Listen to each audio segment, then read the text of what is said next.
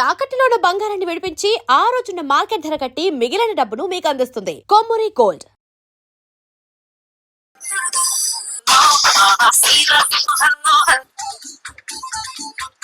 Hello viewers, welcome to our channel. నేను మీ anchor Rebecca.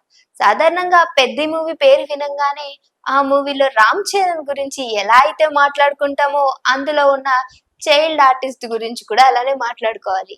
అందులో చాలా వరకు చిన్న చిన్న పిల్లలే ఎక్కువగా ఉన్నట్టు నేను చూశాను ట్రైలర్ లో. వాళ్ళందరితో మాట్లాడి మూవీ రిలేటబుల్ స్టోరీస్ గురించి అడిగి తెలుసుకుందామని ఈ రోజు మనతో పాటు సాయి గగన్ ఉన్నాడు. మాట్లాడేద్దామా? హాయ్. హాయ్ అక్క. సో చాలా వరకు నేను మూవీ ట్రైలర్ చూసిన తర్వాత అందులో ఉన్న మీ అందరితో మాట్లాడాలనిపించింది. సో ఎందుకు అంటే ఒక మూవీ గురించి మనం మాట్లాడుకుంటుంటే అందులో పెద్ద పెద్ద హీరోస్ ఉన్నప్పుడు వాళ్ళని చూసి వాళ్ళ దగ్గరికి వెళ్ళాలి అని అనుకుంటాం. బట్ మీరు ఆ మూవీలో ఉండడం అనేది, అది కూడా ఫస్ట్ టైమే అంత పెద్ద మూవీలో యాక్ట్ చేయడం అనేది నీకు ఎలా అనిపించింది? చాలా బాగుంది. ఫస్టే పెద్ది రావడం అంటే అసలు దీనికి రావడానికి కారణం బుచ్చిబాబు సార్, మా acting training class sir. Drama juniors లో 7 years చేశాడు సార్. అంటే is a mentor, acting training కూడా ఇస్తాడు సార్. ఇప్పటికీ కూడా ప్రెసెంట్ యాక్టింగ్ ట్రైనింగ్ ఇస్తున్నాడు. నేను 2-3 months దాకా నేర్చుకున్నా కంటిన్యూ యాక్టింగ్. ఎప్పుడు జాయిన్ అయ్యాను? లాస్ట్ ఇయర్ జూన్ అలా హాలిడేస్ లో. ఇప్పుడు పోయిన ఇయర్ 2025 లా హాలిడేస్ అప్పుడు జాయిన్ అయ్యాను. అప్పటికి ఆల్రెడీ వేరే పిల్లలు కంటిన్యూ అవుతున్నారు.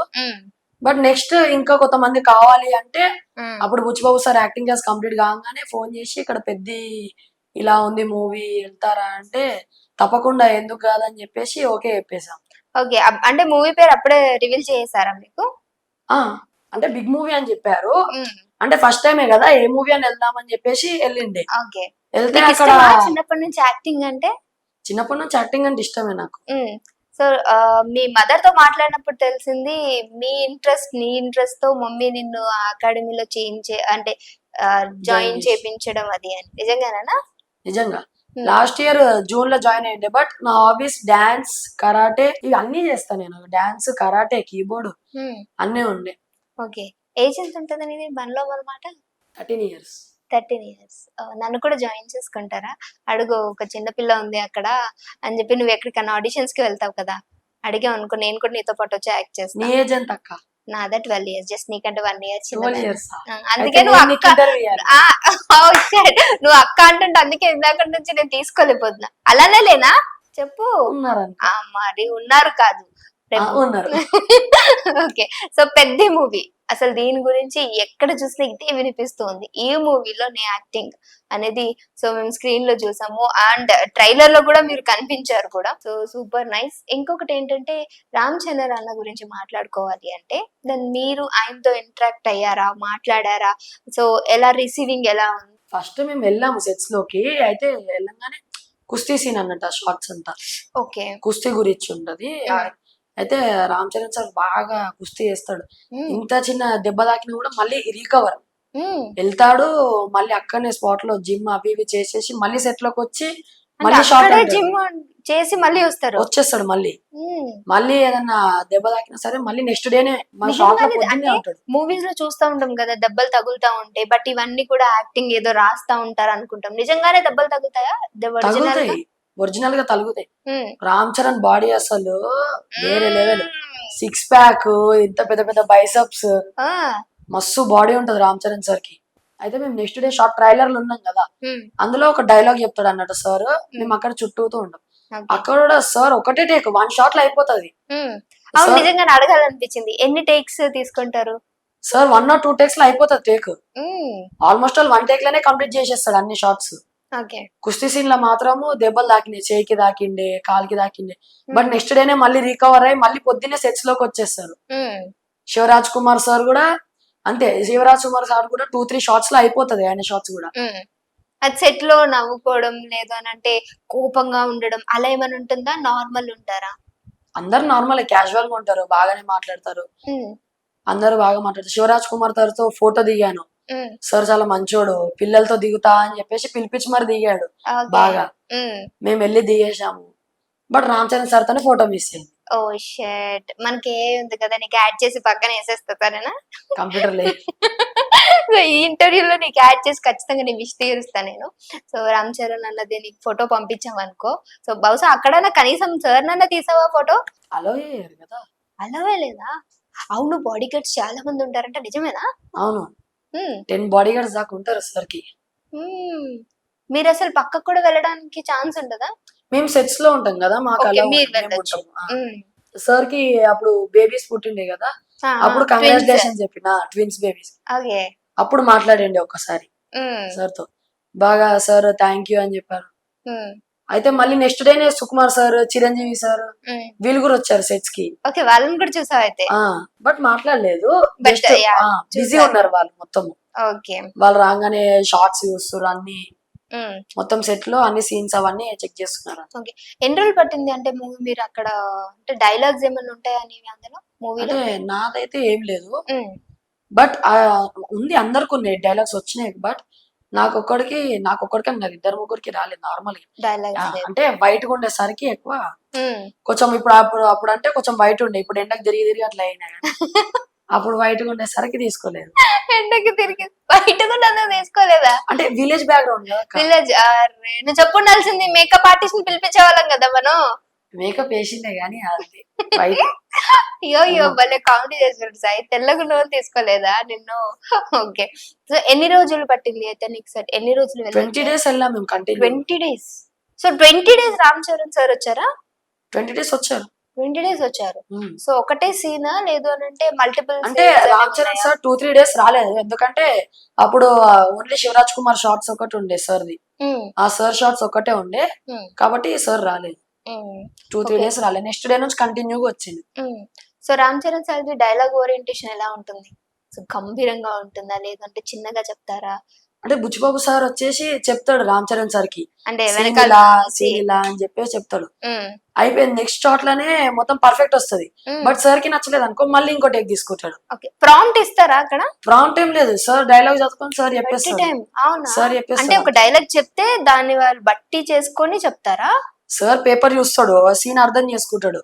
బుచ్చిబాబు సార్ కూడా ఇట్లా సార్ అని చెప్పగానే నెక్స్ట్ దాంట్లోనే చెప్పేస్తాడు ఇంకా డైలాగ్. అంటే ప్రాంప్ట్ లేదు? ప్రాంప్ట్ ఏమి లేదు. ఓ సూపర్. నువ్వు ఇంకేమన్నా ప్రాజెక్ట్స్ లో చేస్తున్నావా? నెక్స్ట్ ప్రాజెక్ట్స్ అంటే ఫాజీ ఉంది. ఓకే. ఇప్పుడు శ్రీహరి వాళ్ళ సన్ మేఘాంశన్ ఉన్నాడు, ఆయనతో ఒక మూవీలో చేస్తున్నా, డైలాగ్స్ ఉన్నాయి అందులో, 1 minute 2 minute సీన్స్ ఉన్నాయి. అయితే నేను అక్కడ కూడా చూడబోతున్నావా మళ్ళీ? మూవీ పేరు రివీల్ కాలే, బట్ త్వరలోనే వస్తుంది. రివీల్ చేయకూడదు కూడా, వీళ్ళు ఎంత అడిగినా వీళ్ళు చెప్పరు, చెప్పి అనవసరంగా మళ్ళీ మనమే ఫూల్ అవ్వకూడదు, అంతేనా సార్? సో ఇంకోటి ఏది ఫౌజియా?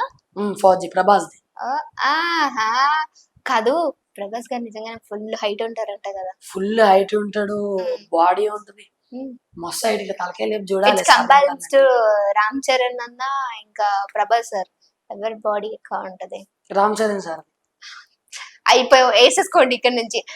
ప్రభాస్ తో పోల్చుకుంటే రామ్ చరణ్ గారే బాగుంటారు, ఆయన బాడీ బాగుంటది అని చెప్పిన సాయి చైల్డ్ ఆర్టిస్ట్ వేసేసుకోండి మన వాళ్ళు రీల్. బాడీ ఉంటది, ఇద్దరికి ఉంటది, సినిమా బట్టి చేంజ్ అవుతూ ఉంటది బాడీ.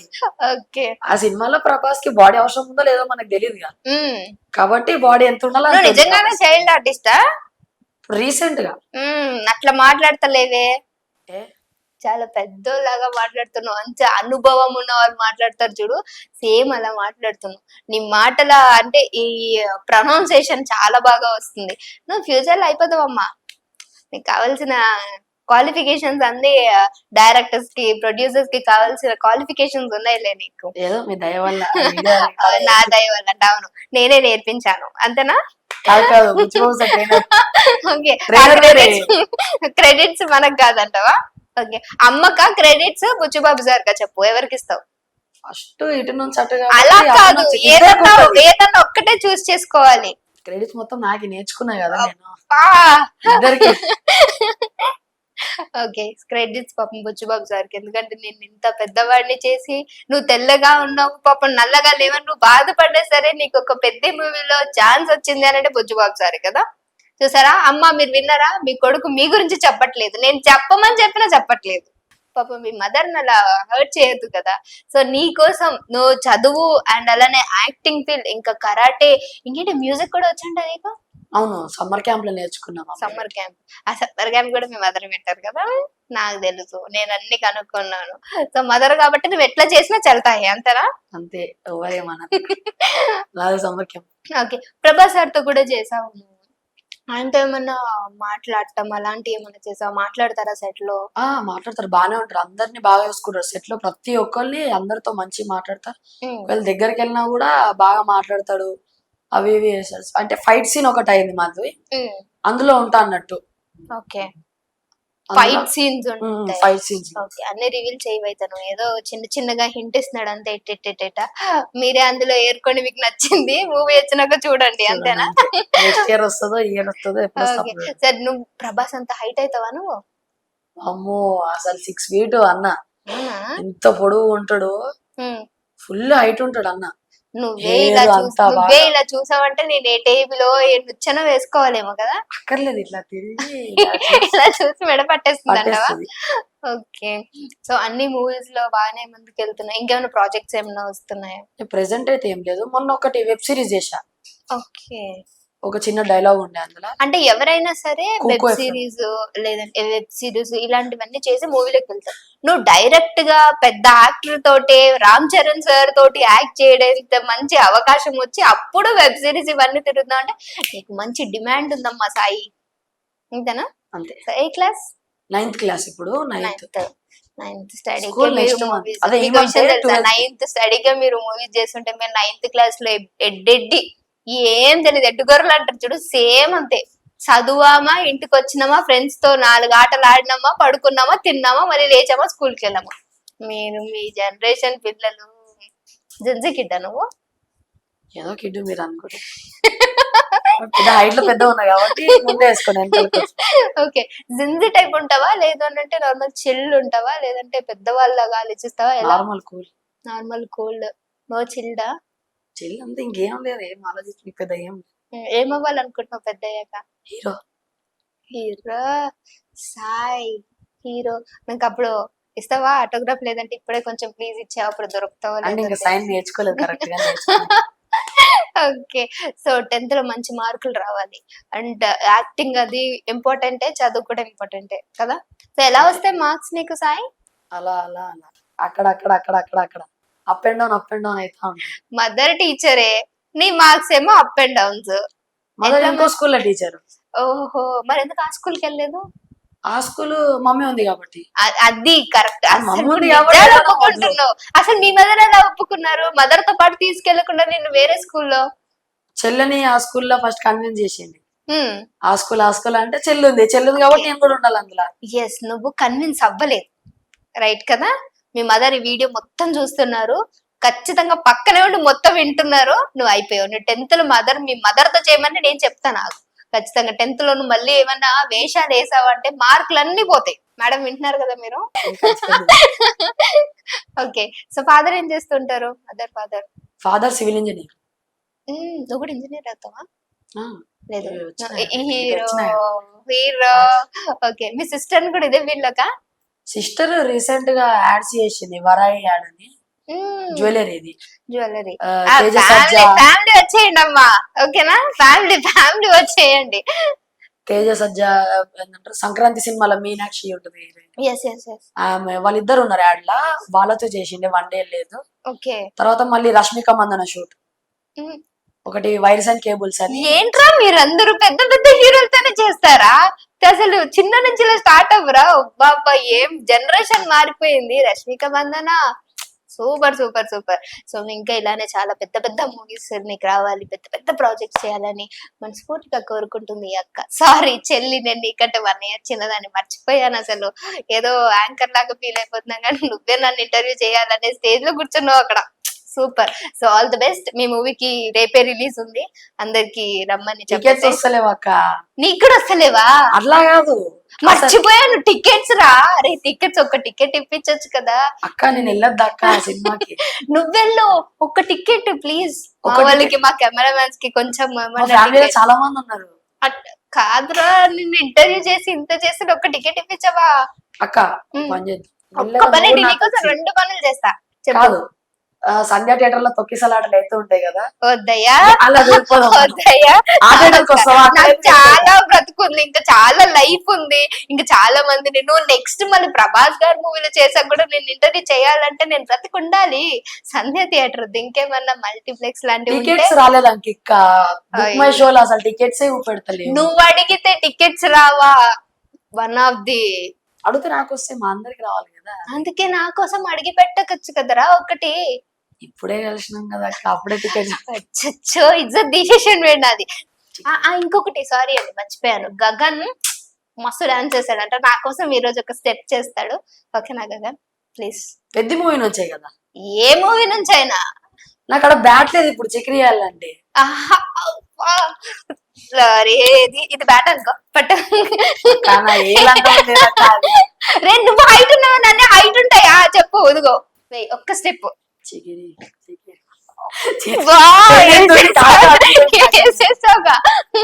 ఓకే నార్మల్ ఏదైనా ఒక స్టెప్. అప్పుడు మనం సాయి గగన్ ది స్టెప్ చూసేద్దాం.